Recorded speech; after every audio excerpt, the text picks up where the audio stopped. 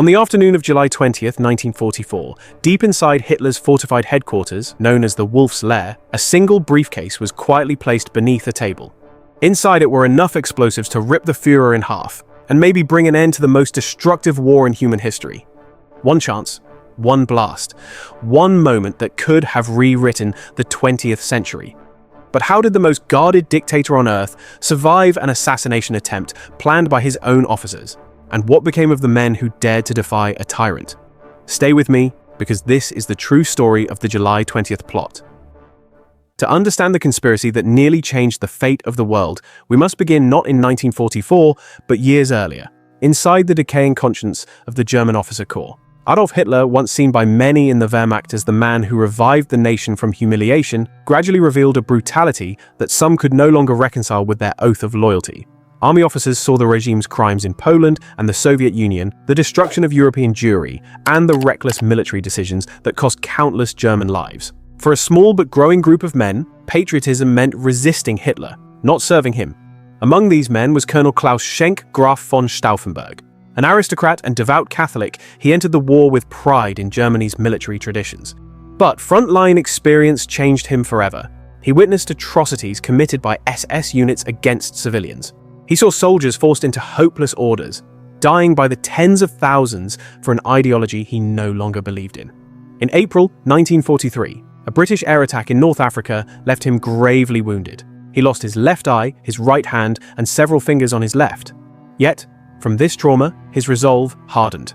If the Führer remained alive, Germany would be destroyed, and millions more would perish. He concluded there was only one solution: kill Hitler. Stauffenberg joined a network of like-minded officers, intellectuals, diplomats, and former politicians. Some were conservative nationalists who despised the Nazis' fanaticism. Others were driven by Christian ethics or sheer outrage at mass murder. What united them was fear of the abyss. If the war continued, Germany would be crushed and occupied. If Hitler stayed in power, no peace was possible. The conspirators knew any attempt on Hitler's life had failed before, from bombs that never detonated to snipers unable to act. Hitler's routines were unpredictable, and his security was suffocatingly tight. Yet by 1944, desperation overshadowed caution. Stauffenberg held a unique advantage. He had recently been appointed Chief of Staff to General Fromm, commander of the Reserve Army.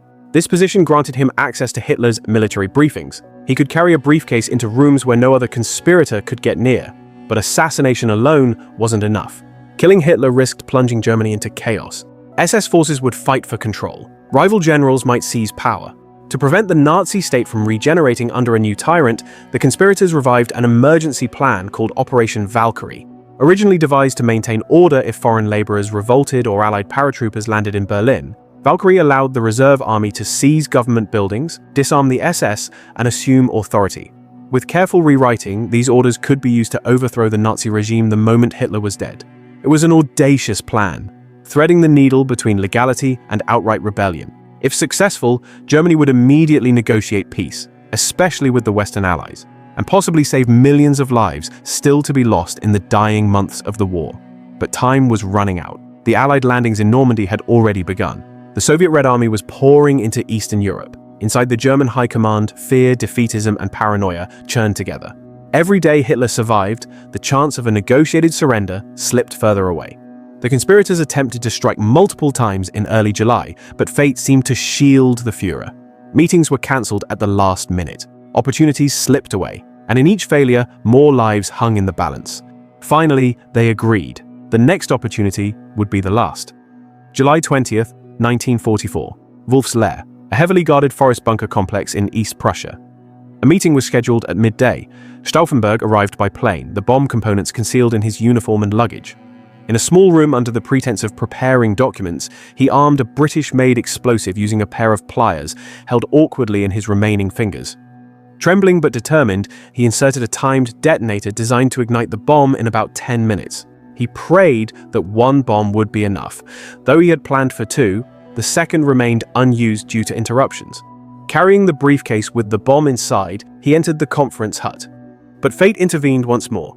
The meeting had been moved from an underground bunker to a lighter wooden building because of the summer heat. The thick concrete that could have amplified the blast was gone, only thin walls and open windows remained. Inside, Hitler stood hunched over a massive oak map table, surrounded by generals. Stauffenberg placed the briefcase as close as he could to the dictator, carefully sliding it near his right leg. Then, excusing himself to take a phone call, he exited the room. The clock began ticking down. At 12:42 p.m., a thunderous explosion ripped through the hut. Fire and splintered wood filled the air. Officers were hurled to the ground. 4 men were fatally wounded. But in a cruel twist of circumstance, the oak table leg shielded Hitler from the full force of the blast. He emerged dazed, ears ringing, trousers shredded, but alive. Stauffenberg, seeing the explosion and assuming Hitler was dead, rushed to the airfield. He boarded a plane back to Berlin, fully convinced that history had just been rewritten. It had not. In Berlin, confusion reigned. General Fromm, who had been kept partially in the dark but knew the risks, hesitated. News spread unevenly and slowly. Telephones crackled with conflicting reports. Some swore Hitler had been killed, others insisted he was alive and furious. An essential step of the plan failed almost immediately: communication. The conspirators needed decisive action. Instead, precious hours were wasted in uncertainty. When Stauffenberg arrived in Berlin around 4 p.m., he attempted to take command, pressuring reluctant officers to initiate Valkyrie. Some regional commands acted, arresting SS leaders, but as the truth slipped out that Hitler had survived, their resolve evaporated. Then came the moment that doomed everything. A phone call was broadcast across Germany. It was Hitler speaking live, confirming his survival. His voice, so familiar and fear-inducing, shattered the rebellion's last hope. Fromm, desperate to save himself, ordered the immediate arrest of the conspirators inside the Bendler block headquarters. Stauffenberg and 3 others were dragged into the courtyard. There was no trial, no defense. Under harsh floodlights, they were executed by firing squad. As the shots echoed, the dream of a Germany without Hitler died with them. At least in that moment, Hitler's rage was boundless. He demanded a purge to root out every last trace of disloyalty within the Wehrmacht and government. Over the next weeks and months, more than 7,000 people were arrested, just under 5,000 of which were executed or driven to suicide. Trials were a mockery of justice, staged by the infamous People's Court under Judge Roland Freisler, whose wild tirades and humiliations turned sentencing into public theater. The condemned were often hanged with piano wire, slowly strangled to death, their agony filmed for Hitler's personal viewing. High-ranking officers, such as Field Marshal Erwin Rommel, universally admired within Germany and respected abroad, were implicated, though his exact involvement remains debated.